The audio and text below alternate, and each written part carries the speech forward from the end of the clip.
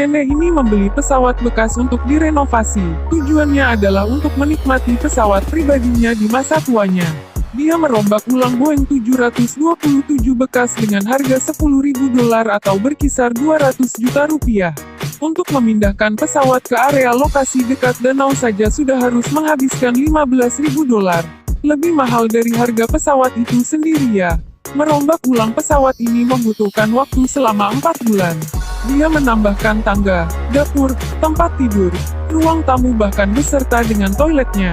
Satu pesawat itu pun direnovasi sedemikian rupa. Total harga yang dikeluarkan oleh nenek ini adalah $50.000.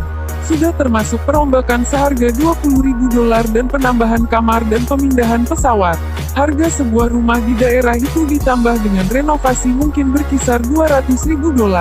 Jika dibandingkan, dia menghemat banyak uang. Pemandangan dan lingkungan rumah pesawatnya juga asri.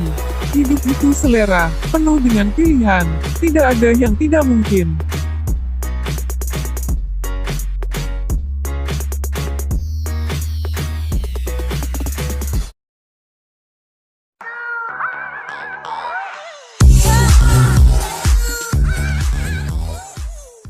Tahun menghabiskan sedikit 150 pound $250 untuk membangun sebuah rumah kecil, namun nyaman di taman rumah Oxford Sirenya. Mantan guru seni menggambar ini berencana untuk membangun rumah di bagian belakang amplop. Dia tidak memerlukan izin perencanaan khusus karena itu diklasifikasikan sebagai rumah musim panas. Book menghabiskan 2 tahun mengumpulkan bahan-bahan alami dan direklamasi untuk konstruksi. Ini membawanya tambahan 8 bulan untuk membangun itu dengan tangan kosong. Ia tidak menggunakan alat-alat listrik sama sekali. Untuk membuat dasar, ia belajar teknik kuno tongkil dari sebuah buku. Teknik ini berasal dari zaman prasejarah dan melibatkan campuran pasir, tanah liat, air dan bumi. Tanah liat lapisan tanah dicampur dengan pasir, jerami dan air dan kemudian menyendok ke dasar batu. Pekerja dan lembu kemudian menginjak-injak campuran sampai sebuah proses yang dikenal sebagai kobing. Lapisan tongkil secara bertahap membangun dan mengeras dari waktu ke waktu. Rumah hobbit ini tidak memiliki perlengkapan listrik, tidak ada air yang mengalir dan tidak ada koneksi gas. Tapi penghuni rumah benar-benar tidak perlu ini karena ada alternatif untuk segalanya. Air mengalir gratis tersedia berkat mata air terdekat dialihkan keluar dari pipa di luar rumah. Tidak ada pemanas sentral, tapi dinding tongkil dan atap jerami memberikan isolasi yang sangat baik. Kompor pembakaran kayu dapat digunakan untuk memasak dan itu yang strategis ditempatkan di bawah tempat tidur.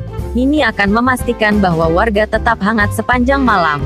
Lilin dan lentera memberikan cahaya.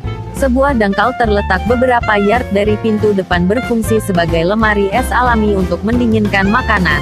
Rumah ini dilengkapi dengan toilet kompos di kakus jerami terpisah, dengan pemandangan pedesaan Oxford Sire. Bak timah tergantung di dinding luar untuk mandi. Book mengatakan niatnya adalah untuk membuktikan bahwa membangun sebuah rumah tidak harus membayar seumur hidup. Sebuah rumah tidak perlu biaya, Anda hanya perlu bumi untuk membangunnya. Saya ingin menunjukkan bahwa rumah tidak perlu biaya-biaya apapun. Kita hidup dalam masyarakat di mana kita menghabiskan hidup kita membayar pajak, dan banyak orang yang tidak menikmati.